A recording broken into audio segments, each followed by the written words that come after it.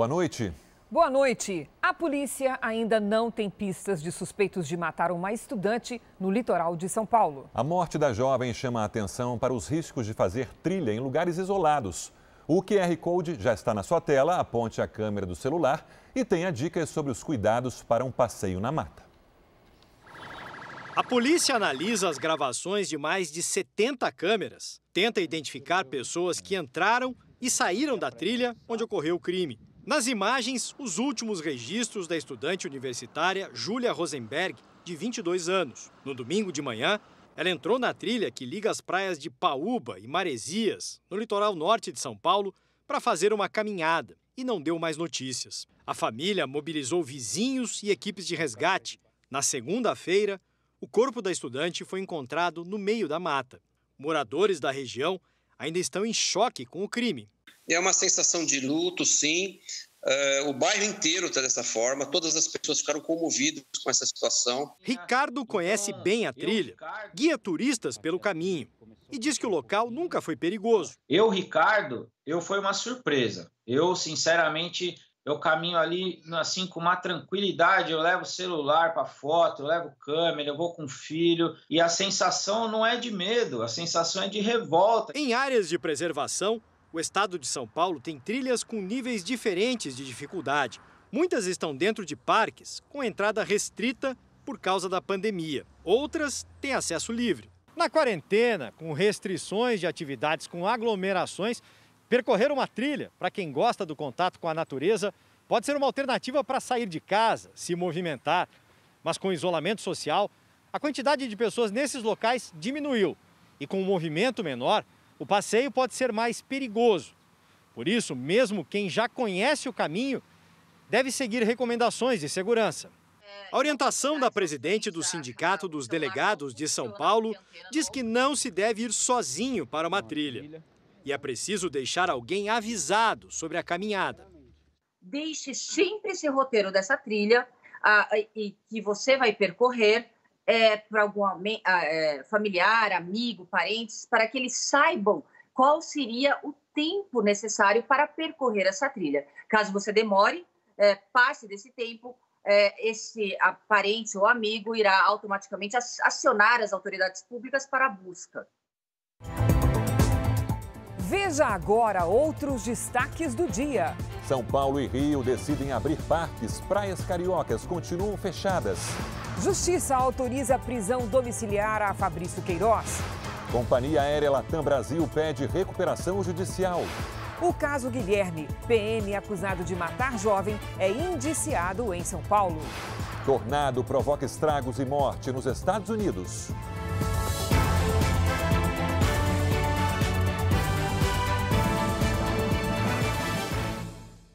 Oferecimento Empréstimo Bradesco. Escolha o melhor para seu futuro hoje.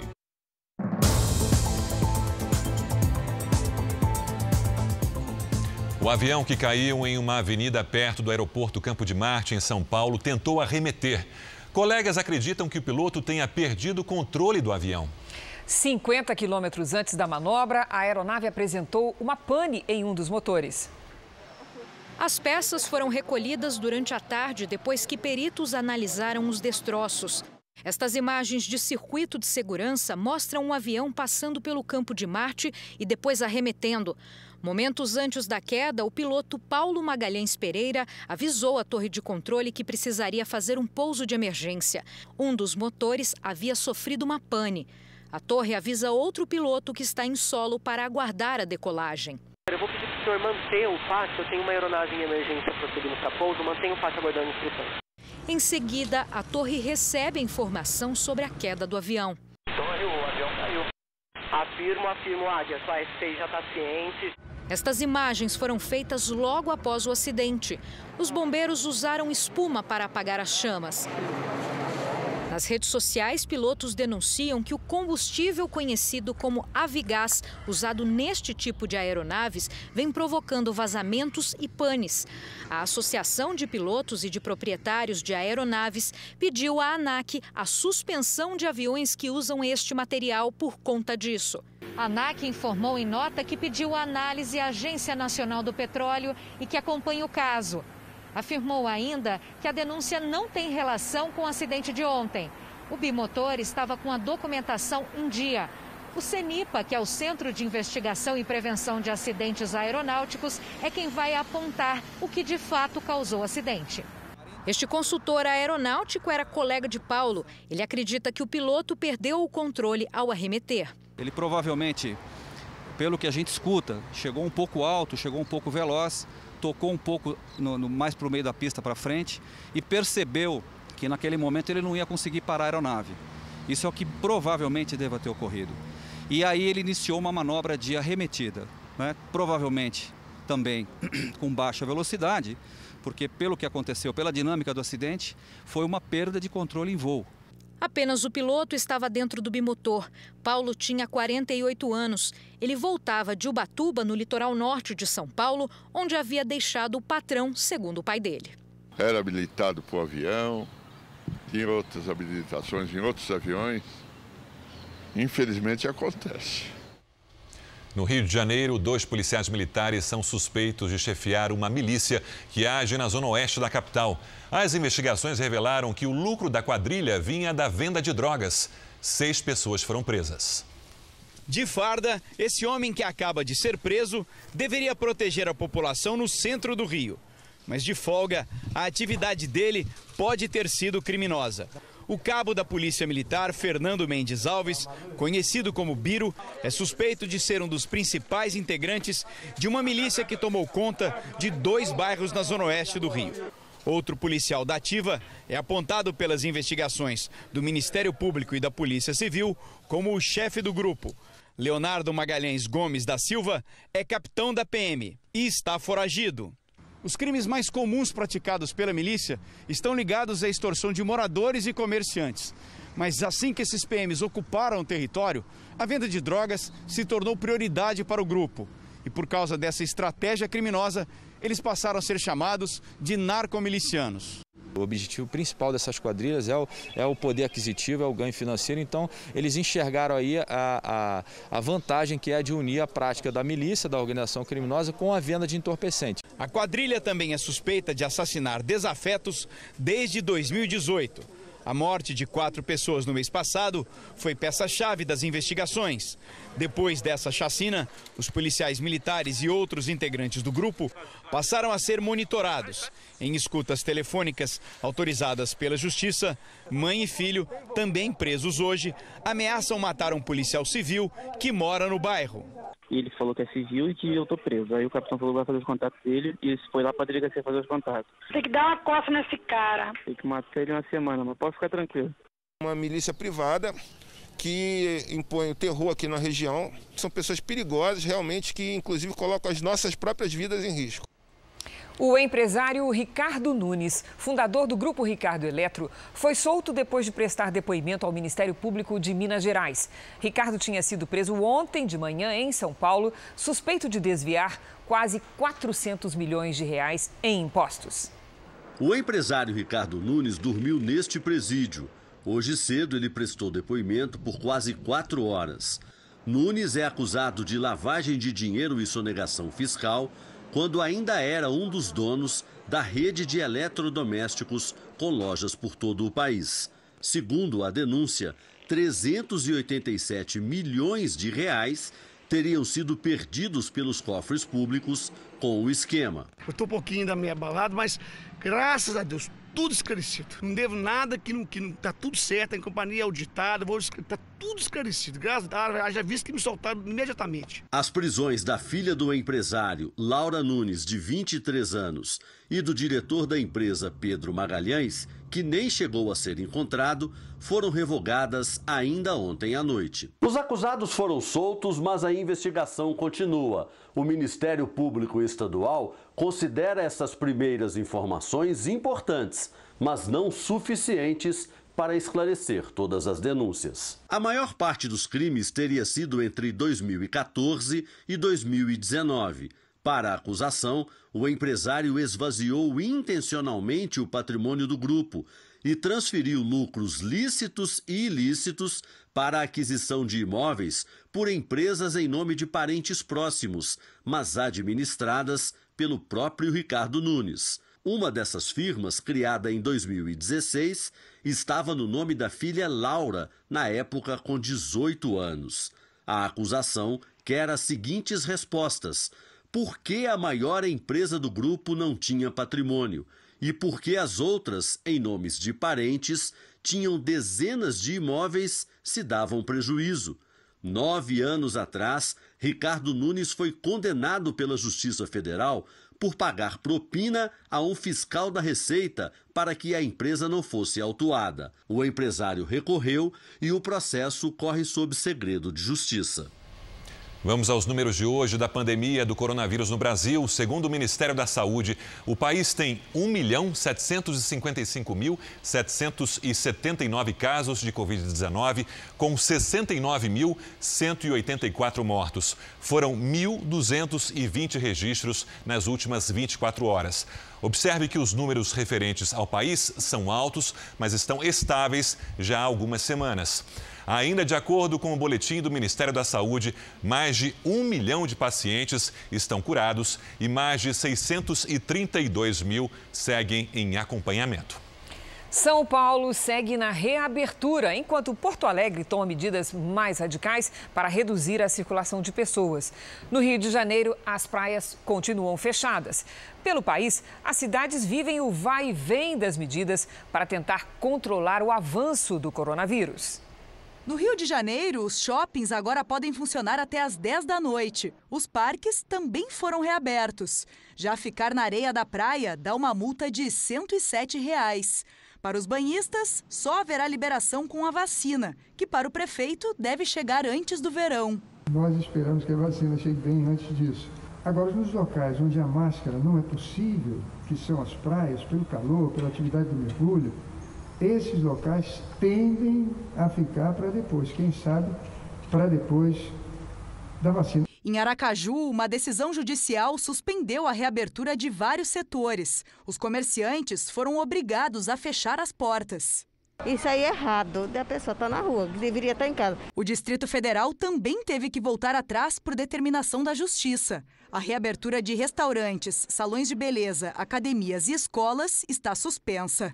Aqui em Porto Alegre, para reduzir a circulação de pessoas, a Prefeitura decidiu interditar as 5.000 vagas de estacionamento rotativo da cidade. Quem parar o veículo em um desses locais entre as 7 horas da manhã e as 7 da noite pode ter que pagar uma multa de quase R$ 200. A Prefeitura também bloqueou hoje o Vale Transporte de 130 mil passageiros de ônibus e trens. No meu ponto de vista, é inibir o direito de ir e vir das pessoas. Eu sou contra. Evita aglomeração, mas tem várias pessoas que estão trabalhando, e que precisam utilizar o cartão. A medida, válida por 15 dias, é destinada a trabalhadores de 1.700 empresas que estão com as atividades suspensas. Segurança, atividades muito... consultórios, principalmente toda a rede médica e hospitalar, não terá problema nenhum de bloqueio. Já a capital paulista avança na reabertura. 70 parques municipais voltam a funcionar a partir de segunda-feira, com capacidade e horário reduzidos. Academias e empresas do setor audiovisual também serão liberadas na próxima semana. As regras para isso ainda estão sendo discutidas. A fome pode matar mais pessoas este ano do que a Covid-19. O alerta é de uma ONG que estima que até 12 mil pessoas podem morrer de fome por dia em 2020. O Brasil está entre os países mais afetados. Um inimigo silencioso e que muitos não veem é ainda mais mortal do que o novo coronavírus: a fome. O levantamento da organização não governamental Oxfam aponta que este ano até 12 mil pessoas podem morrer de fome todos os dias no mundo. Em abril, por exemplo, no pico do surto, em média 10 mil vítimas da Covid-19 morreram por dia. Segundo os dados divulgados pela ONG, o número de pessoas passando fome no mundo pode chegar a 270 milhões antes do final deste ano. Um crescimento de mais de 80% em relação ao ano passado. Os principais motivos são os efeitos econômicos e sociais da pandemia. como desemprego, redução na produção de alimentos e diminuição das ajudas humanitárias.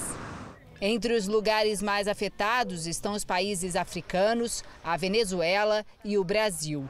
Se a previsão se concretizar, o Brasil voltaria ao mapa da fome da ONU, uma lista que deixou há 6 anos. De 2014 a 2018, o número de pessoas que vivem na extrema pobreza cresceu no país, de 4,9 milhões para 5,2 milhões. Situação agravada agora com a pandemia. O levantamento aponta ainda que as mulheres são as mais atingidas.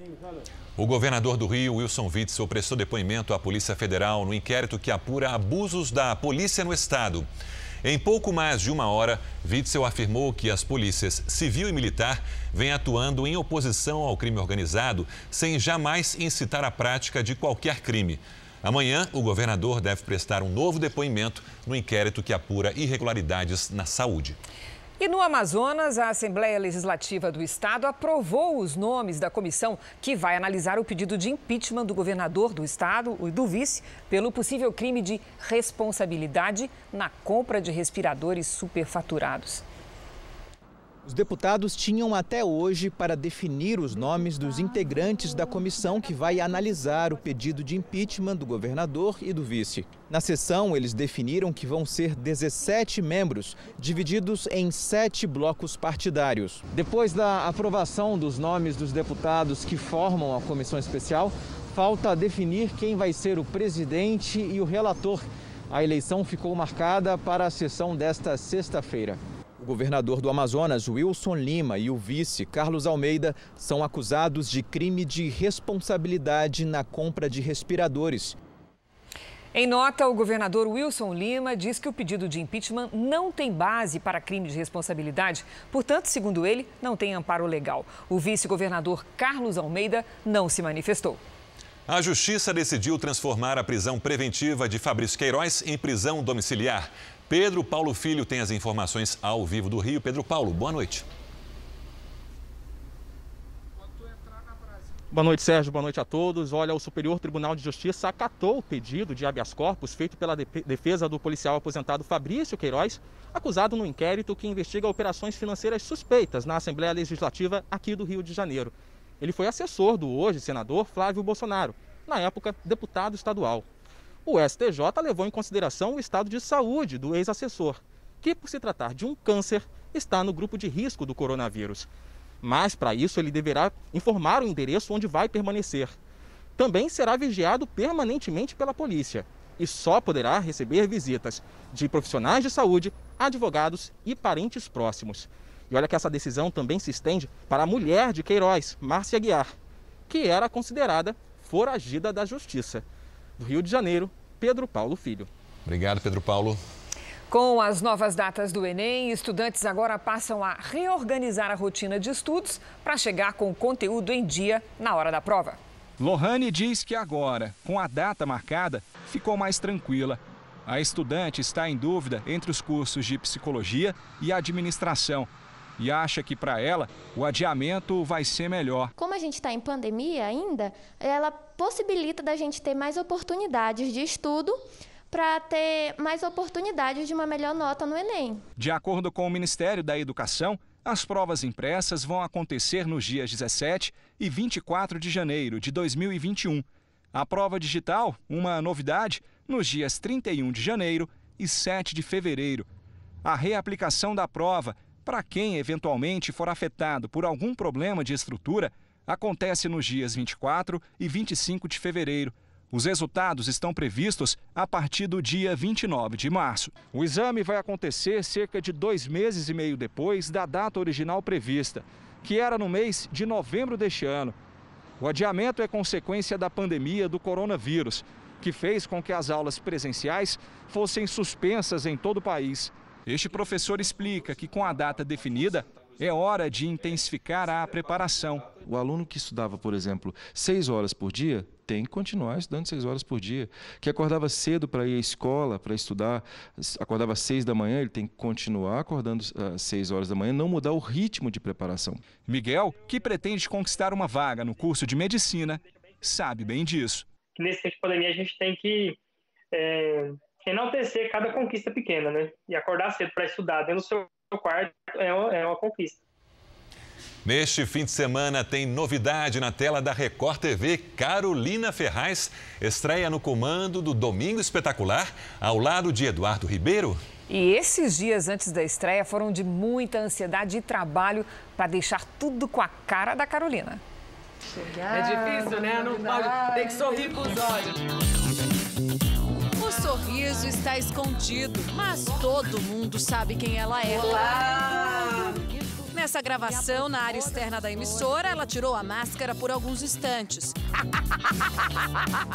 Carolina Ferraz volta a sorrir com um novo projeto na Record TV. Eu tô super feliz, eu tô super animada, eu tô louca para começar a trabalhar. Eu tô sentindo uma energia super boa, né? Assim, de entrar numa redação. Mas só de estar aqui, de encontrar um ou outro, assim, quero começar logo. Antes da estreia, ela conheceu o novo local de trabalho.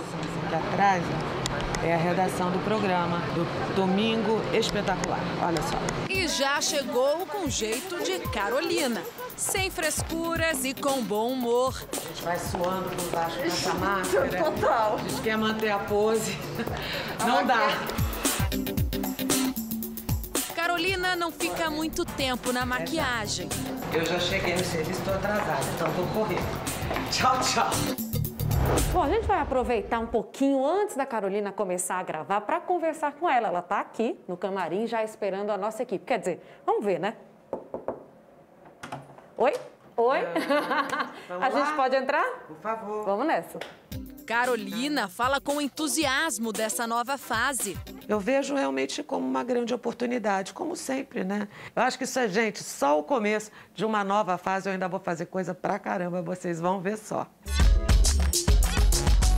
É neste domingo que começa essa nova fase à frente do Domingo Espetacular. Ela vai dividir a apresentação com o jornalista Eduardo Ribeiro, com quem até já trocou dicas para um bom cafezinho. Imagina você jogar um hortelãzinho aí, um capim-limão, uma erva cidreira com café. Vou experimentar. Atenção, galera. Silêncio, por favor. Vamos retomar. Carolina faz muita coisa e gosta de se testar. Todos nós temos várias facetas e eu acho que eu, de uma certa maneira, aprendi a pensar a meu respeito 360 graus, né? E tentar explorar todas essas possibilidades. É uma loucura, né? Carolina, que também é atriz, hoje tem outros planos. Eu não quero mais fazer novelas. Eu abracei outras coisas e eu quero me aprofundar nesses novos abraços que eu dei na minha vida. Abraços agora não são possíveis, mas o sorriso e a competência da Carolina vão estar no ar a partir deste domingo, aqui na Record TV, no Domingo Espetacular. Agora, no dia 12 é a minha estreia aqui na Record e você não pode deixar de me prestigiar. Um beijo grande, gente. Mais uma vez, muito obrigada. É um charme. Então eu reforço o convite. A estreia de Carolina Ferraz no Domingo Espetacular é às 7h45 da noite. Não perca. Ainda nessa edição, Companhia Aérea Latam Brasil pede recuperação judicial. E também, polícia encontra cobras exóticas e suspeita que sejam de rapaz picado por naja em Brasília.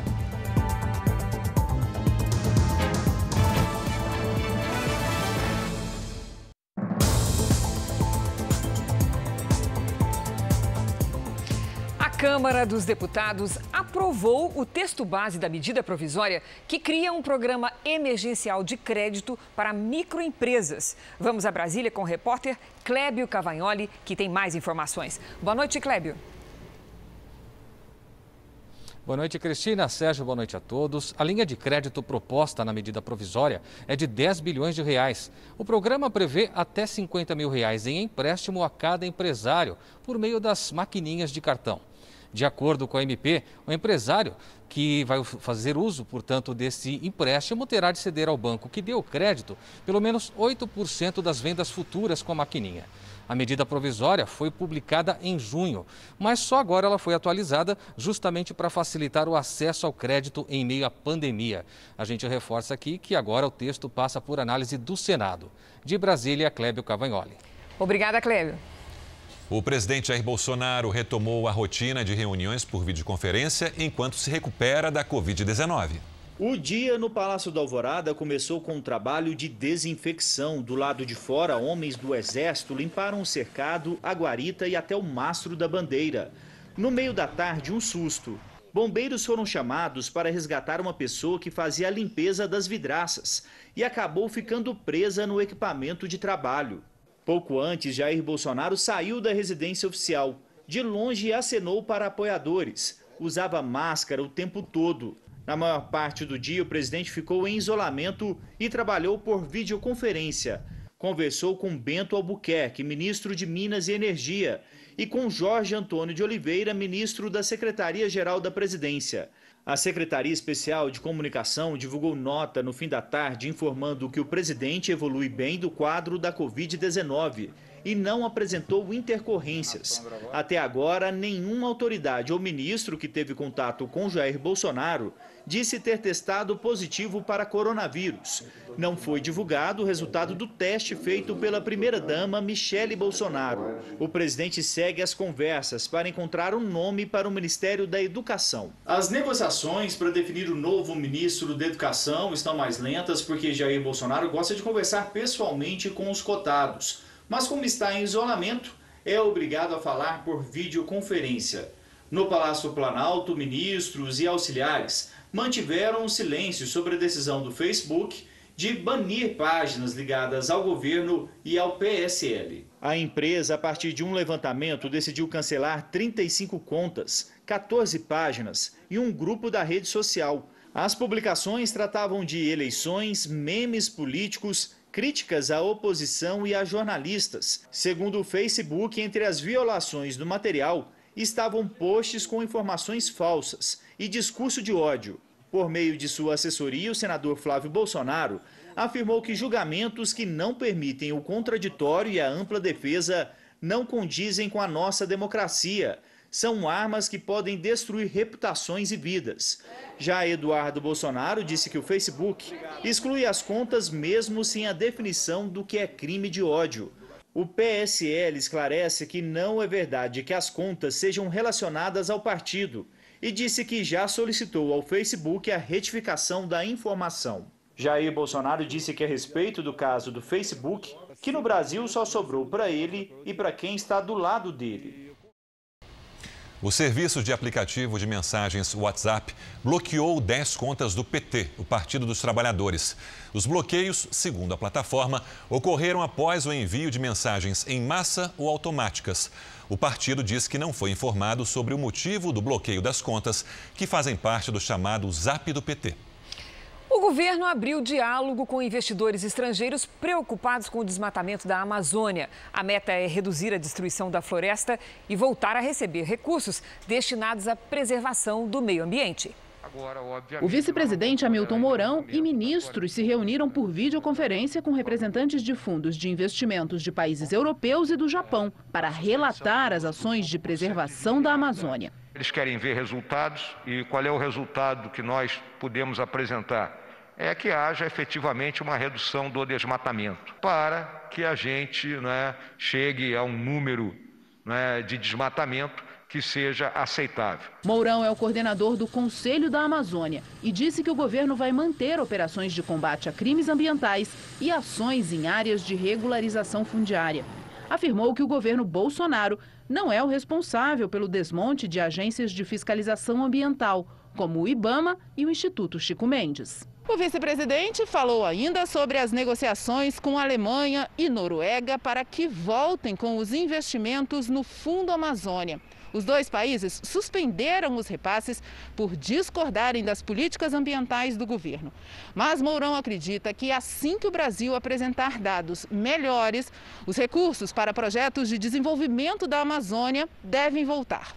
Sobre a imagem do Brasil no exterior, o ministro Ernesto Araújo disse que é preciso mostrar a preservação ambiental.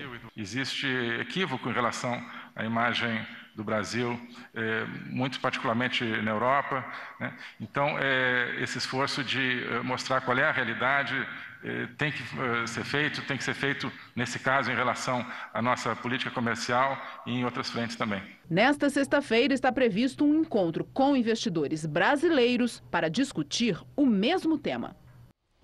Veja a seguir, PM acusado de executar jovem é indiciado em São Paulo. E no Rio de Janeiro, levantamento exclusivo mostra que o número de crianças mortas a tiro dobrou no primeiro semestre. –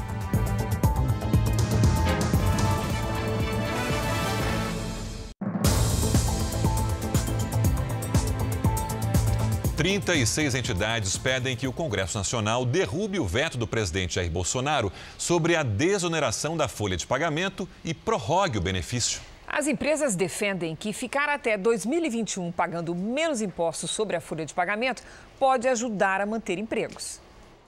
O fim da desoneração atingiria empresas de 17 setores, que empregam hoje mais de 6 milhões de trabalhadores. Preocupada com o veto do presidente à prorrogação do benefício, a Federação das Indústrias de São Paulo defendeu hoje que o Congresso derrube o veto. Isso significa vários setores que empregam ao todo 6 milhões de pessoas diretamente terem um acréscimo de custo muito grande a partir do ano que vem. E isso não estava no plano, principalmente depois de um ano com pandemia, com todas as dificuldades. Não há alternativa, tem que haver um grande esforço do Congresso para derrubar esse veto. Se o benefício não for prorrogado, as empresas terão juntas um aumento de custos sobre a folha de pagamento da ordem de 300 milhões de reais por ano. A desoneração está em vigor há uma década, por isso a reivindicação é de que a medida não termine justamente num período de extrema dificuldade para manter os empregos ou abrir novas vagas. Porque a folha de pagamento é pesada, é alta, tem muita gente, é emprego intensivo. Naturalmente, se não se conseguir derrubar esse veto e se não se encontrar nenhum outro caminho, isso daí vai expor esses setores a se fragilizarem ainda mais depois de um ano muito difícil, que é o ano 2020. Isso correria risco o emprego e a saúde dessas empresas. A prorrogação foi vetada pelo presidente Bolsonaro a pedido do ministro da Economia, Paulo Guedes. Representantes do setor produtivo pedem que o Congresso reverta a decisão e até amplie o número de setores beneficiados. O senador Vanderlan Cardoso, relator da medida provisória no Senado, foi entrevistado no programa JR Entrevista, que vai ao ar na Record News e nas plataformas digitais da Record TV. Ele diz que acredita numa mudança. Que todo o setor da economia tivesse a desoneração, alguns mais, que foram mais prejudicados, e outros um pouco menos, mas que todos fossem beneficiados. Que eu acho que é o que vai acontecer. Mas acredito eu que a equipe econômica ela já está estudando, já que o ministro Paulo Guedes defendia tanto que houvesse uma desoneração da folha para que a economia, né, ela voltasse com mais rapidez, seja contemplado todos os setores da nossa economia. Em menos de 24 horas, 6 pessoas morreram em 2 acidentes graves em Mato Grosso do Sul. Nos 2 casos, havia muita neblina na estrada. Estas imagens mostram o momento em que a equipe do Corpo de Bombeiros tenta resfriar os veículos incendiados. 3 carretas se chocaram na rodovia 306, perto de Chapadão do Sul. Quem passava pelo local se assustou. Não dá para ver nada. Só Deus para ter misericórdia. Os 3 motoristas morreram. Em um outro acidente à noite, perto do município de Bataguaçu, na divisa com o estado de São Paulo, um caminhão cai no Rio Paraná, depois de bater em um carro de passeio. O motorista do caminhão morreu afogado. O casal que estava no veículo também não resistiu. De acordo com a Polícia Rodoviária, os 2 acidentes foram influenciados por um fenômeno comum nesta época de baixas temperaturas: a neblina, que dificulta bastante a visibilidade dos motoristas. O ideal, reduzir velocidade, acender faróis de neblina, não usar luz altas, né, apenas luzes baixas, reduzir velocidade e redobrar a atenção. A polícia de São Paulo indiciou por homicídio com agravantes o PM suspeito de matar o menino Guilherme. Ele ficou calado durante o depoimento nesta quinta-feira. O sargento Adriano Fernandes de Campos foi trazido do presídio militar para prestar depoimento. Mas, mais uma vez, ele ficou em silêncio no DHPP, o departamento da polícia que investiga homicídios. O advogado dele diz que o sargento da PM só vai se pronunciar quando todos os laudos da perícia estiverem prontos. A Polícia Civil não tem dúvida de que o sargento e o ex-policial militar Gilberto Eric executaram o adolescente Guilherme Silva Guedes, de 15 anos. Os dois teriam confundido o jovem com vizinhos dele que furtaram este galpão na zona sul de São Paulo. E quem fazia a vigilância do local era justamente a empresa de segurança privada do sargento Adriano. O ex-PM Gilberto Eric trabalha para a empresa. Hoje, o sargento Adriano foi indiciado por homicídio triplamente qualificado, por motivo fútil, torpe e sem permitir a defesa da vítima. A polícia também pediu à justiça que a prisão do sargento seja convertida em preventiva, para que ele fique preso até o fim das investigações. O ex-PM Gilberto Eric continua foragido. Nós pegamos uma digital do soldado Eric, do ex-soldado Eric, no carro do Adriano. Nós temos filmagens, nós temos testemunhos, né? Nós temos perícias, né? Então não é um único ato que embasa o delegado de polícia a proceder ao indiciamento, e sim um vasto conjunto de provas. O laudo da perícia apontou que Guilherme morreu com disparos de uma arma calibre 38. Nas buscas que a polícia fez na casa do ex-PM Gilberto Eric, os investigadores encontraram projéteis desse mesmo calibre, o que reforça a suspeita de que ele poderia ter atirado no menino. O suspeito é fugitivo do presídio militar Romão Gomes e já foi condenado por participar de chacinas. Foragido, ele usava o nome falso de Roberto. O Jornal da Record teve acesso com exclusividade a um levantamento com informações sobre crianças baleadas no Rio de Janeiro, agora no primeiro semestre. E o resultado é preocupante. O número de crianças mortas em operações policiais dobrou em comparação com o mesmo período do ano passado. No total, 17 jovens foram vítimas de bala. 6 deles perderam a vida. O espaço dedicado a homenagear as crianças mortas no Rio de Janeiro cresce. O Jornal da Record teve acesso com exclusividade a um levantamento do Fogo Cruzado, uma plataforma digital de violência armada. O estudo mostra que o número de crianças que perderam a vida na região metropolitana do Rio por arma de fogo no primeiro semestre desse ano dobrou comparado aos 6 primeiros meses do ano passado. Os dados assustaram os pesquisadores que esperavam uma redução por conta do isolamento social. A gente tem um aumento de crianças baleadas no momento de pandemia, que as pessoas estão circulando muito menos pelas ruas e por isso deveriam estar ainda menos expostas ao risco, é muito grave. Do início do ano até agora, 17 crianças foram baleadas. 6 morreram durante operações policiais ou entre confronto de traficantes. É praticamente uma por mês. Uma delas é o Ítalo, de 7 anos. Ele estava na porta de casa com a mãe, aqui em São João de Meriti, na Baixada Fluminense, quando viu as irmãs do outro lado da rua e decidiu atravessar. Enquanto caminhava, foi atingido por uma bala perdida. A mãe do Ítalo acredita que o tiro tenha partido de traficantes da área. Mas até agora o autor do disparo não foi identificado. Isso nunca mais vai ser da minha cabeça. Porque eu pensei que ele estava no chão, com medo de que ele escutou os tiros. Eu pensei que ele se jogou no chão para se proteger. Mas não, ele foi atingido e estava caído no chão.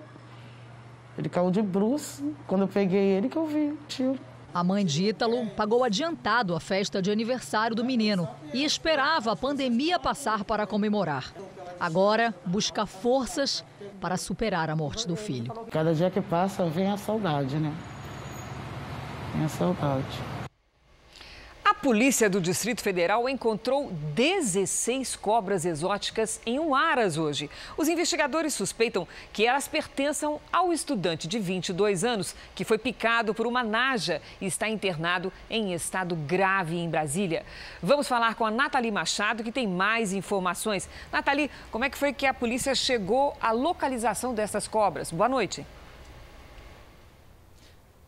Oi, Cristina, boa noite a todos. Olha, essa captura das cobras ocorreu depois de uma denúncia anônima. Elas estavam dentro de uma caixa em uma baia de cavalos. Agora, o IBAMA quer tentar identificar, na verdade, as espécies, mas várias delas não são da fauna brasileira. A polícia suspeita que os animais estivessem sendo utilizados em pesquisas ilegais. O estudante preso, picado pela cobra naja na última terça-feira, já saiu do coma induzido, mas ainda está em estado grave na UTI de um hospital particular. A família dele importou dos Estados Unidos mais 10 doses do soro antiofídico, mas o medicamento ainda não chegou ao Brasil. A cobra naja, capturada ontem, foi levada para o zoológico temporariamente. De Brasília, Nathalie Machado. Obrigada, Nathalie. Foi preso hoje no Rio de Janeiro um homem suspeito de manter a mulher em cárcere privado. Ela pediu ajuda por meio de uma carta. O que deveria ser o lar de uma família se transformou em prisão. Aonde eu fosse para casa, ele ia atrás. Se eu estava na cozinha, ele ia atrás, porque a minha cozinha dava de cozinha para o vizinho e eu estava dando mole para o vizinho estava dando mole para mim. Essa mulher era mantida em cárcere privado pelo marido. É o que a polícia descobriu por meio de um bilhete enviado pela vítima a um parente. No texto, ela afirma que sofre ameaças, que se sente torturada psicologicamente e que passa por constrangimentos. O homem de 49 anos foi preso em flagrante em casa e pode ficar detido por até 5 anos. Segundo a polícia, a mulher passou 8 anos no apartamento que fica nesse condomínio, na zona oeste do Rio. A vítima contou que não podia sair de casa sozinha, só acompanhada do marido. Não recebia nenhum tipo de visitas e o uso do celular também era monitorado. Ela afirma que também sofria agressões físicas. Vinha pra cima de mim, vinha puxando meu cabelo, me dando tapa. O Disque 180, Central de Atendimento do Governo Federal para casos de violência doméstica, registrou um aumento de ligações no período inicial da quarentena. A média diária entre os dias 1º e 16 de março foi de mais de 3.000 denúncias. A delegada responsável destaca a importância de que casos como esse sejam denunciados. É muito importante que outras pessoas, a sociedade, ajude a polícia, porque uma violência intramuros, né, dentro de casa. Então, às vezes, a polícia não vai saber nunca se não tiver uma pessoa para denunciar. Uma mulher foi morta pelo ex-companheiro no Rio Grande do Sul e a polícia suspeita que logo depois do crime ele tenha se matado. O número de feminicídios aumentou em todo o país neste ano. E só no estado gaúcho, os assassinatos com esta motivação cresceram 24%. No meio desta rua de Charqueadas, a 58 quilômetros de Porto Alegre, Marinara Silva dos Santos, de 22 anos, foi morta pelo ex-companheiro, Marcos da Rosa Rios. Os dois brigavam pela guarda do filho, de 4 anos. Durante a oitiva, a mãe relatou que durante a relação afetiva deles, que perdurou em torno de 6 anos, ele era um homem agressivo, a ameaçava constantemente. O caso faz parte de uma estatística que assusta. Dados divulgados hoje pela Secretaria de Segurança Pública do Estado mostram que só no primeiro semestre deste ano, 51 mulheres foram vítimas de assassinato no Rio Grande do Sul, um aumento de 24% na comparação com 2019. Para interromper, né, essa violência letal, por questão de gênero, o feminicídio, é preciso políticas públicas integrais, integradas de prevenção. E nas redes sociais do Jornal da Record, você confere mais informações sobre como denunciar um feminicídio. Os pedidos de seguro-desemprego tiveram uma queda importante em junho em relação a maio. As informações são do Ministério da Economia. Eles caíram 32%, o que indica uma certa recuperação do impacto econômico da pandemia de coronavírus. Já no acumulado do primeiro semestre, vemos o contrário. Os pedidos de seguro-desemprego subiram quase 15%, 14,8% em relação ao mesmo período do ano passado. A companhia aérea Latam Brasil entrou hoje com um pedido de recuperação judicial nos Estados Unidos. A situação financeira da companhia piorou com a crise do coronavírus. É mais uma notícia que traz preocupação para os clientes das companhias aéreas brasileiras. Maurício sonhava em conhecer a Espanha, mas por causa da pandemia, decidiu transferir o plano para o ano que vem. O problema é que a companhia aérea cobra uma taxa pela mudança. Eu não tenho como curtir um momento de férias em um estado de pandemia. A dificuldade é generalizada. Esta semana, a Câmara dos Deputados aprovou a medida provisória de socorro ao setor aéreo.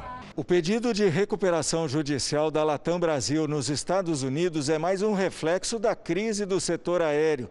As operações e o faturamento das empresas despencaram na pandemia. Em comunicado, a Latam informou que a medida deve facilitar o acesso a novas linhas de financiamento e garantir a sustentabilidade da companhia a longo prazo. A Latam Brasil informou que optou pela recuperação judicial nos Estados Unidos porque o processo é mais rápido e garantiu que nada muda para os passageiros. A empresa informou ainda que vai honrar todos os compromissos, como o programa de milhagens e as passagens compradas. Pode procurar também os órgãos de defesa do consumidor, que vai estar tentando realizar uma conciliação entre as partes para que algo seja atendido de forma mais rápida, né? Várias cidades do sul do Brasil já ultrapassaram a média de chuva esperada para o mês. Como é que está a situação nas capitais, Lidiane? Cris, só Curitiba ainda não passou a média, viu? Boa noite para você, para todo mundo que nos acompanha. E o Norte Gaúcho é o mais afetado. Porto Alegre registrou ontem a maior chuva da história para o mês de julho. Vamos ver aqui no mapa, a área mais escura superou já a média. A parte amarela passou só um pouco e as áreas em vermelho estão abaixo da média. Por falar em chuva, em Salvador, na Bahia, o deslizamento de uma encosta arrastou uma árvore e atingiu uma casa. Felizmente, ninguém ficou ferido. Em 24 horas, choveu mais da metade do esperado para julho. Como é que vai ser a nossa sexta-feira, Lid? Essa chuva do Nordeste diminui um pouco, viu, Cris? Agora, na metade sul, tempo firme e gelado. Inclusive, pode gear do Rio Grande do Sul até Santa Catarina. No leste do Paraná e de São Paulo, nevoeiro logo cedo. À tarde, aí sim, sol na maior parte do país. No litoral do Nordeste e do Amapá até o Acre, aquelas pancadas à tarde. Em Curitiba, amanhã, máxima de 9 graus. No Rio de Janeiro, 24, com uma chuva fraca. No Recife, 28. Em Porto Velho e em Manaus, máxima de 32. Na capital paulista, a sexta-feira vai cair um pouquinho a temperatura. Esfria. 23 é a máxima amanhã, depois sobe de novo, Cris. Obrigada, querida. Boa noite para você. Até amanhã. Nos Estados Unidos, um tornado atingiu uma área rural e deixou pelo menos um morto e 2 feridos. 3 fazendas foram afetadas. Uma delas ficou totalmente destruída. Os ventos chegaram a mais de 160 km por hora. O tornado pôde ser visto por cerca de 20 minutos ao se formar perto de uma rodovia. Apesar das imagens assustadoras, não houve danos à estrada. Ainda nos Estados Unidos, um cientista político garante ser possível prever com 91% de confiança a vitória do presidente Donald Trump nas eleições deste ano. Ele usa um método matemático que existe há 108 anos e só errou o vencedor em 2 eleições. Desde que foi criado em 1912, o chamado modelo primário acertou o resultado de 25 de 27 eleições presidenciais americanas. O professor de Ciências Políticas Helmut Norpoth, da Universidade de Stony Brook, afirma que o sistema só não conseguiu prever as vitórias de John Kennedy em 1960 e George W. Bush em 2000. Nas últimas eleições, em 2016, a vitória de Donald Trump foi cravada com 9 meses de antecedência. E o republicano venceu Hillary Clinton com 304 votos do colégio eleitoral, mesmo tendo ficado atrás nas pesquisas durante toda a campanha. Segundo o levantamento feito pelo cientista político, as chances de Donald Trump ser reeleito em novembro são de 91%. Segundo ele, o histórico preciso do modelo se deve ao fato de ele não ser baseado nas pesquisas, que por aqui costumam variar ao longo do ano eleitoral. O indicador usado pelo modelo primário são os resultados das primárias, eleições menores e localizadas que definem os candidatos de cada partido. Os resultados das primárias nem sempre foram positivos para Biden. O democrata começou a corrida eleitoral como o pré-candidato menos votado pelos americanos, chegando a ficar em último lugar no placar geral. Já Trump mantém os resultados estáveis desde o começo da corrida eleitoral. A Suprema Corte Americana decidiu hoje que o presidente Trump deve abrir suas declarações de imposto de renda ao Ministério Público de Nova York, mas não à Câmara dos Deputados.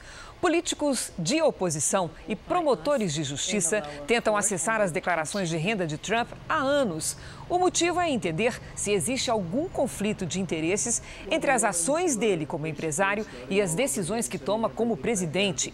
Trump diz que o processo é uma perseguição política. A atriz americana Naya Rivera, conhecida por participar de uma série de TV popular no Brasil, desapareceu após um passeio de barco em um lago na Califórnia. Barcos e helicópteros são usados nas buscas. Naya Rivera estava com o filho de 4 anos em um barco alugado. 3 horas depois do início do passeio, o barco foi encontrado à deriva com a criança dormindo dentro por um velejador. O menino disse que estava na água com a mãe, depois nadou de volta, mas ela não retornou ao barco. Naya Rivera se tornou popular por estrelar 6 temporadas da série musical Glee. Segundo a imprensa americana, a polícia já não acredita que ela esteja viva. Médicos de um hospital na Itália realizaram uma cirurgia inédita. Eles conseguiram separar 2 gêmeas que nasceram unidas pela parte de trás da cabeça. As irmãs Ervina e Prefina têm 2 anos e nasceram na República Centro-Africana. Elas compartilhavam o crânio e muitos vasos sanguíneos. Foram necessárias 3 cirurgias de alto risco para separá-las por completo. A última, realizada no mês passado, envolveu uma equipe médica de 30 pessoas e demorou mais de 18 horas. E o resultado foi positivo. As 2 irmãs se recuperam bem. Que alívio, hein?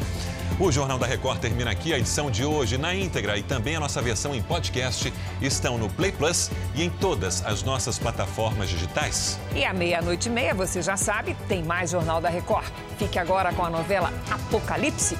A gente se vê amanhã. Até lá. Boa noite e até amanhã.